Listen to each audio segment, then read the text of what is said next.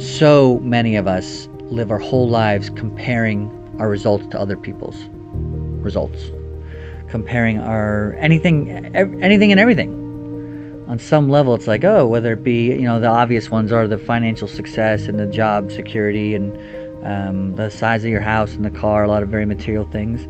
But happiness is always in there, especially in today's social media climate, Facebook, or, a lot of time everybody's putting their best self, or at least what appears to be their best self in social media. And so there's social media envy out there. Everybody's looking around and seeing all these other lives and comparing themselves to them, and basically telling themselves, whether directly or indirectly, subconsciously, they're just not good enough compared to other people who are living completely different experiences than they are. It's really one of the most important lessons that you can possibly learn, that you are exactly where you were supposed to be for the life that you've led up until this moment. You were showing up exactly the way you were supposed to for every single second of your life that you've led. If any other single being had been born at the exact same time, to the exact same parents, and lived every single second of your life having every single experience that you've had and reaction and thought, they would show up and be exactly the way that you are now. So you are who you were supposed to be. Now what do you want to do with that? Where do you want to go with that? So, and I mean that in twofold. Where do you want to go with that awareness that it's okay, like you can forgive yourself, you can not compare yourself any longer, you don't have to say, this is where I want to be, this is where I have to be, but you can say, you can be present with who you are, if that's where you'd prefer to be. So don't compare yourself to others, because they are living their life based on their experiences, based on every single experience that they've had up until now. And you are a different person. Decide what you want to be from here and go get it. Completely disregard what anybody else is doing.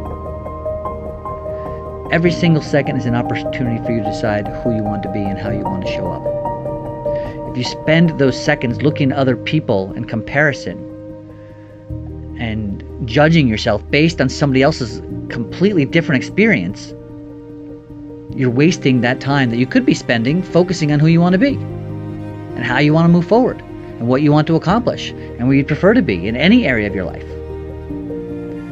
And the more we intentionally spend time focusing on where we prefer to be as opposed to where somebody else is or how they're better than us from our own perspective, the more efficiently and effective we can get to where we want to be.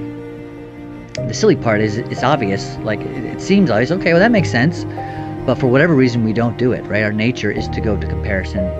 And so that quote of comparison is a thief of joy. It's like there you are, you're living your life, you're being joyful, you're on purpose, whatever it is that you're doing, and all of a sudden you see somebody else who may not even know that you're there, may not even know that you see them, just being their own self, like just over here living life. And by the way, having all sorts of challenges that you don't see, that you don't feel, that you don't experience, and they could be living in a completely miserable space.